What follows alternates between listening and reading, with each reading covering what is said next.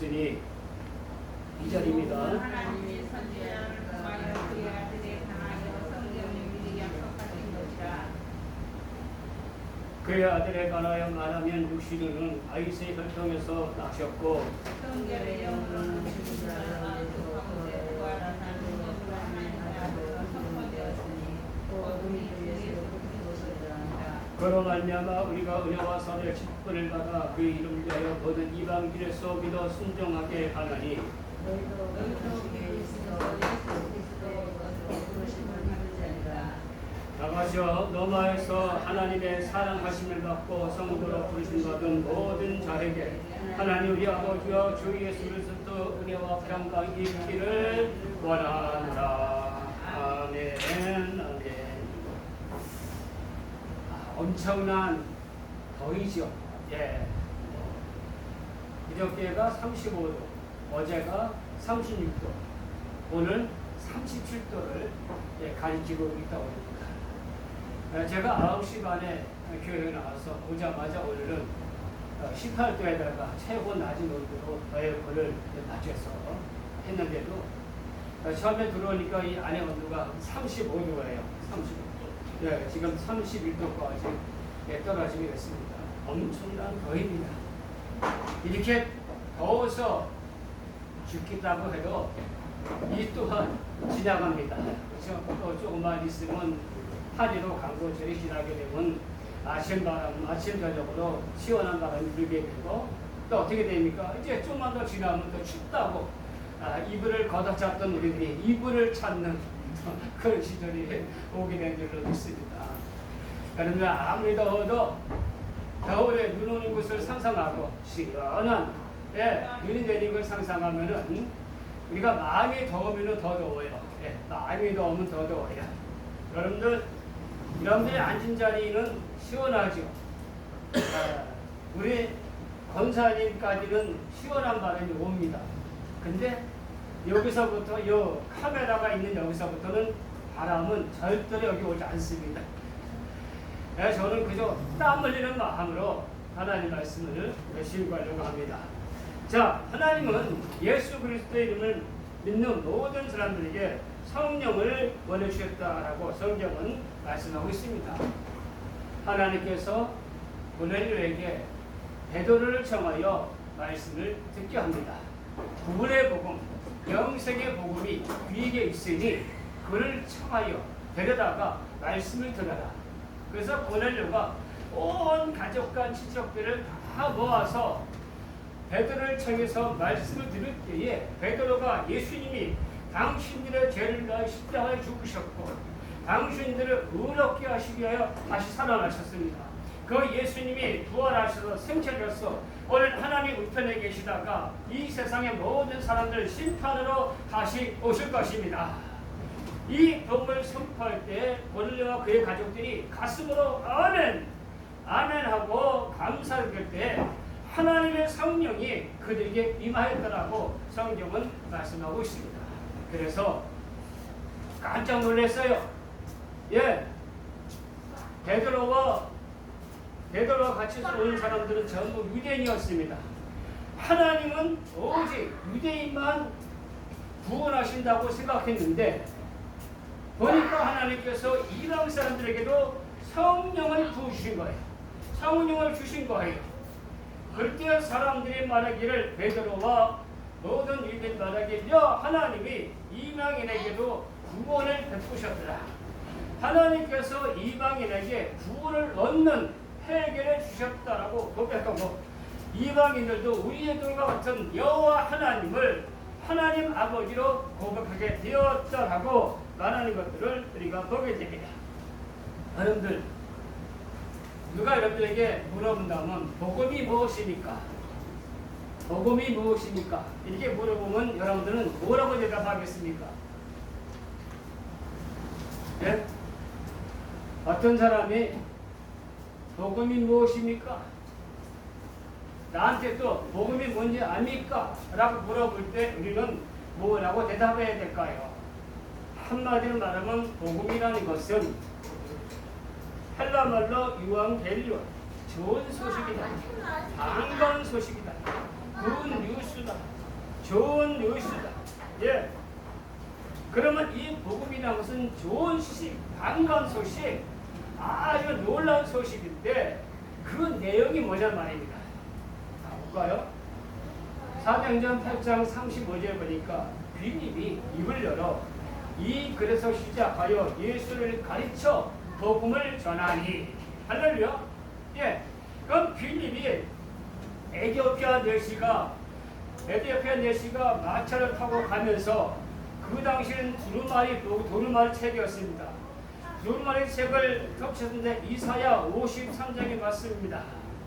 거기는 순환당하는 어린 양 예수의 모습이 나옵니다. 그가 채찍에 맞으로 우리가 나무렸고, 예, 그가 상을 받아 우리가 자유를 얻었도다. 이 사람이 그 읽을 읽으면서 야, 이 글이 누구를 얘기하고 있는 거냐?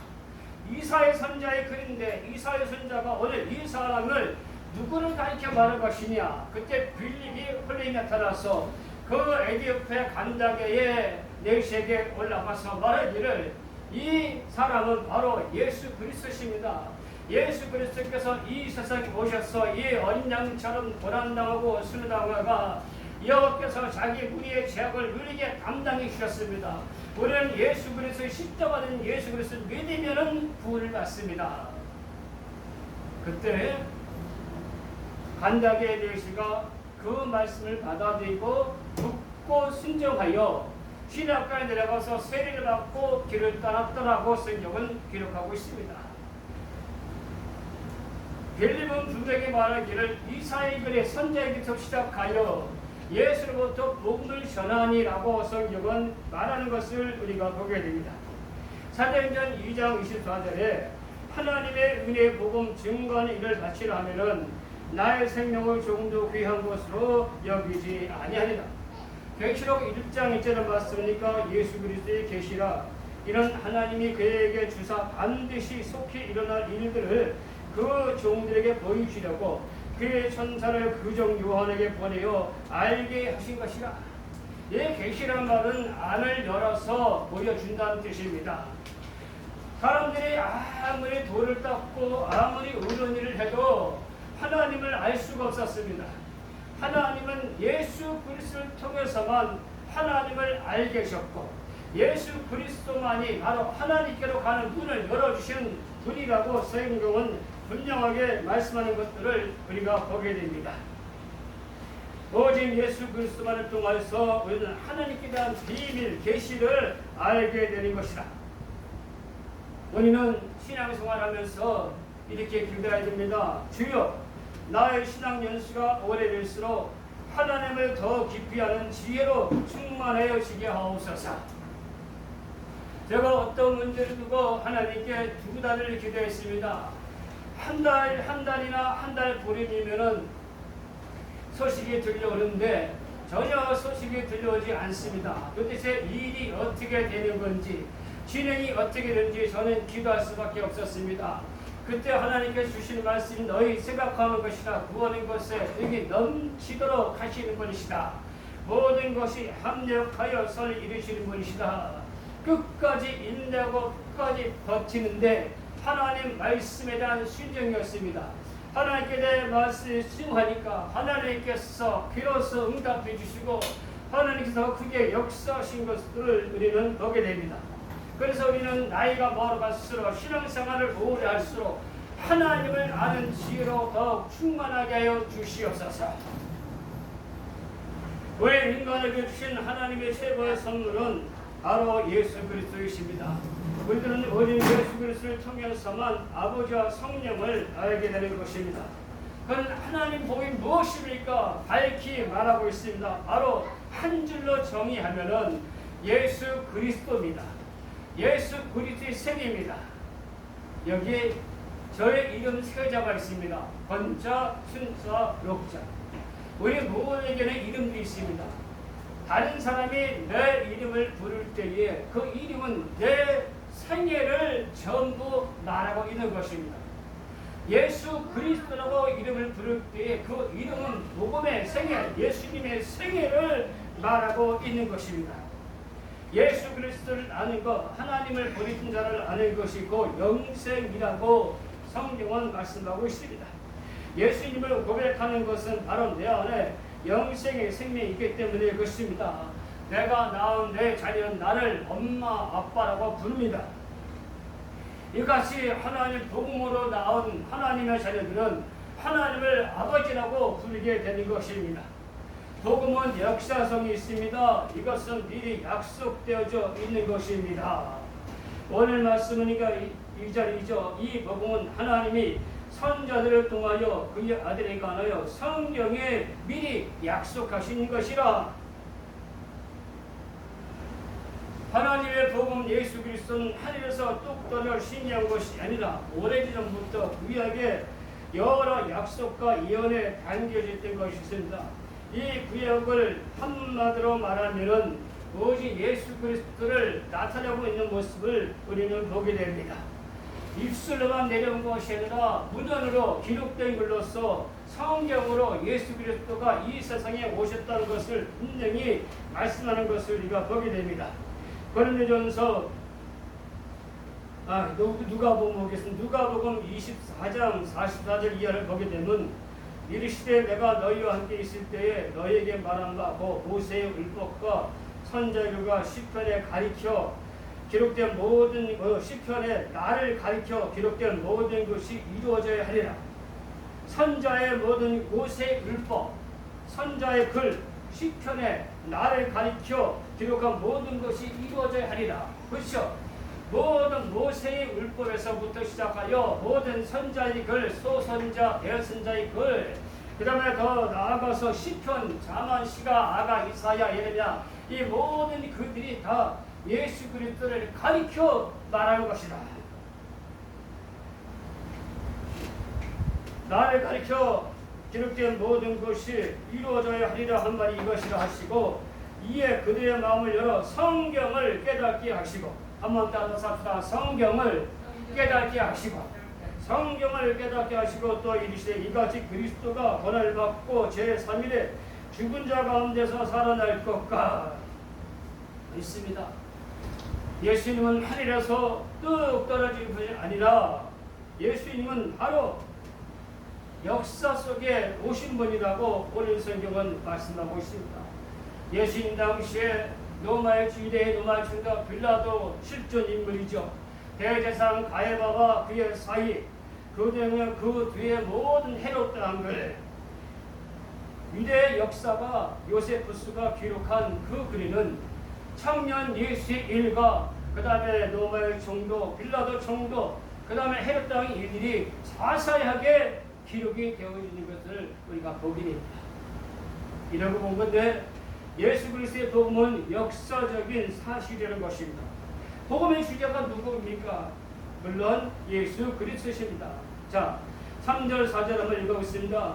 그의 아들에 관하여 말하면 육신으로서는 다윗의 혈통에서 나셨고 성결의 영혼은 죽은 자들 가운데서 부활하사 능력으로 하나님의 아들로 선포되셨으니 그 우리 주 예수 그리스도십니다.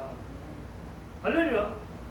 복음의 주인공, 이 성경의 주인공이 누굽니까? 바로 예수 그리스도입니다. 요한복음 3장 14절에서부터 17절에 이런 말씀을, 모세가 광야에서 뱀을 들고 같이 인자도 들려 하리니 이는 그를 믿는 자마다 영생을 얻게 하려 하십니다.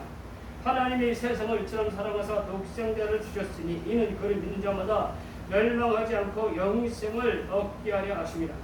하나님이 그 아들을 세상에 보내신 것은 세상을 심판을 하심이 아니요 그로 말미암아 세상이 구원을 받게 하려 하심이라.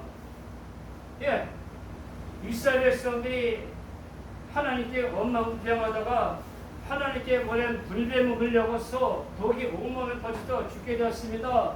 그때 이스라엘 백성들이 모세라고 가지고 지도자님 하나님께 기도해서 우리를 이 뱀에서, 이 불뱀에서 우리를 건져 주옵소서. 그들이 모세가 명령합니다. 장대 끝에다가 노뱀을 만들어서 그것을 사람들에게 보게 하라, 바라보게 하라. 그것을 바라보는 자는 뱀에 물는 자도 낫겠고 뱀에 물리지 않는 자도 뱀의 그 독에서 피함을 받을 것이다.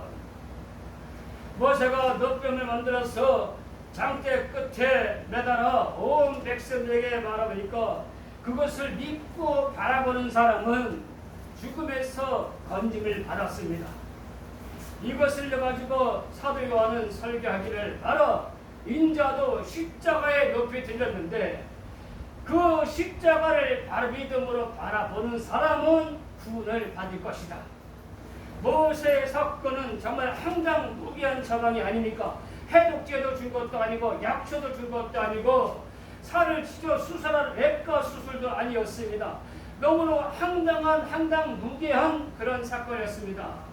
황당무계한 처방이었어. 그러나 하나님은 그것을 통하여 예수 그리스도 십자가를 믿음으로 바라보는 모든 사람들은 죄와 사망에서 구원을 받을 것이라는 것을 그 사건을 통하여 하나님께서 그 사건의 주인공이 예수 그리스도라는 것을 보여주신 것입니다. 어떤 일꾼이 남의 집 밭에서 일을 하다가 보물을 발견하지요.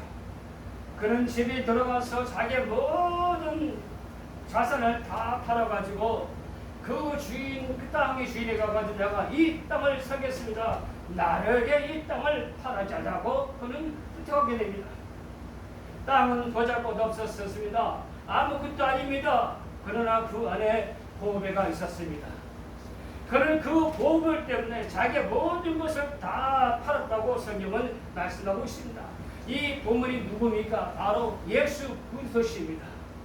예수 그리스도를 발견한 모든 성도들은 자신의 모든 것을 버리고 예수 그리스도를 따라갑니다. 바로 이것이 사도들, 제자들의 모습이었고 오늘 하나님께서 우리 그리스도인에게 요구하는 모습인 줄로 믿습니다. 오늘 복음의 주제인 예수 그리스도는 두 가지가 있습니다. 하나는 인성입니다. 즉 사람의 승포입니다. 오늘 3절의 말씀이니까 그의 아들의 말하는 가야 말하면 육신으로는 아이스의 혈통에서 나셨고 예수님께서는 분명한 족보가 있는 것을 우리가 보게 됩니다. 동정녀 마리아의 집안에서 나셨다라고 예수님은 성경에 말씀하고 있습니다. 그래서 마태복음에서는 왕의 족보를 얘기하고 있지만은 누가복음에서는 제가 설교 말씀드렸죠. 여인의 족보에 대해서 말씀을 드렸습니다. 마가복음에서는 남자의 족보를 나왔지만은 누가복음에서는 여자의 족보, 여자의 후손으로 예수님이 등장하는 모습을 우리가 보게 됩니다. 특별히 예수님은 다윗이라고 했는데 이 다윗은 왕이죠. 왕의 직분을 말하고 있습니다. 예수님께서 이 세상에 오신 나만왕의 왕, 왕중의 왕으로 오셨다라고 오늘 성경은 말씀하고 있습니다. 시편 132편 11절의 말씀이니까 여호와께서 다윗에게 성실히 맹세하였으니 변하지 아니할시라. 이르시기를 내 몸의 소생을 내 왕위에 둘지라. 다음에 두 번째 그리스도의 신성입니다. 오늘 4절의 말씀하니까 성결의 영으로는 죽은 자 가운데 부활하사 능력으로 하나님의 아들로 선포되셨으니 하나님의 아들로 인정되셨다라고 성경은 말씀하고 있습니다. 이 성결의 영이라는 것은 바로 하나님의 아들을 의미하고 있습니다. 즉 신성을 의미하고 있습니다. 영으로는 살리심을 받았으니라고 성경은 말씀하고 있습니다. 로마서 6장 8절 말씀이니까 6장 9절 말씀이니까 이는 그리스도께서 죽은 자 가운데서 다시 살아나셨으며 다시 죽지 아니하시고 사망이 다시 그를 주장하지 못할 줄을 아미로다. 그가 죽으심은 죄에 대하여 단번에 죽으심이다.